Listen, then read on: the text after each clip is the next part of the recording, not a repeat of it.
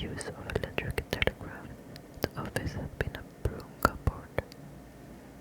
Daniel had heard more than once that its failure to expand was a sign of the Home Secretary's continuing mistrust of naval interventions.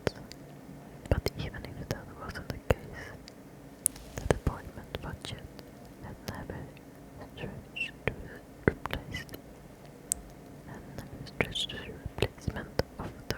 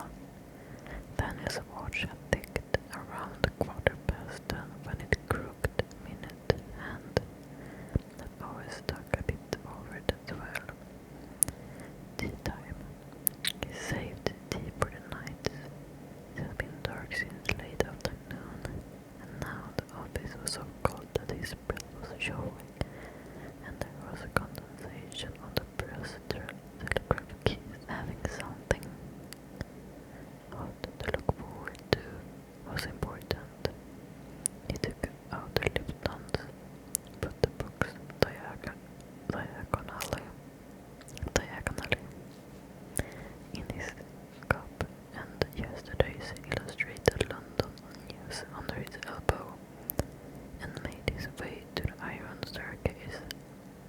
As he went down, it clanged in a bright yellow T-sharp. He couldn't say why T-sharp was yellow. Other notes had their own colors. It had been usable when he still played the piano, because whenever he went wrong, the sound turned brown. And this sound saying was something he always kept to himself. Yellow stars made him sound mad and contrary to the opinions of the illustrated news. It was frowned upon for Her Majesty's government to employ demonstrably insane. I should have probably mentioned, but I'm guessing most of you understand that English is not my native language, so I might struggle with some of the English words. The big stove in the canteen was never cold, the embers of all the fires having no time to die completely between the civil services, late evenings and early mornings. When he stirred over the coals, they came to life with a shimmer. He stood with the small of his bag against the table while he waited for the water to boil, watching his own warped reflection in the bronze kettle. It made him look much warmer than his real colors, which were mainly green. The newspapers crackled in the deep quiet when he opened it. He had hoped for some kind of interesting military cook-up, but there was only an article about Mr. Parnell's latest speech in the Parliament. He tilted his nose down into the scarf. With a bit of effort he could stretch out the team making into 15 minutes, which was an appreciable ship out of one of the 8 hours he had left. But there wasn't much to be done about the other 7.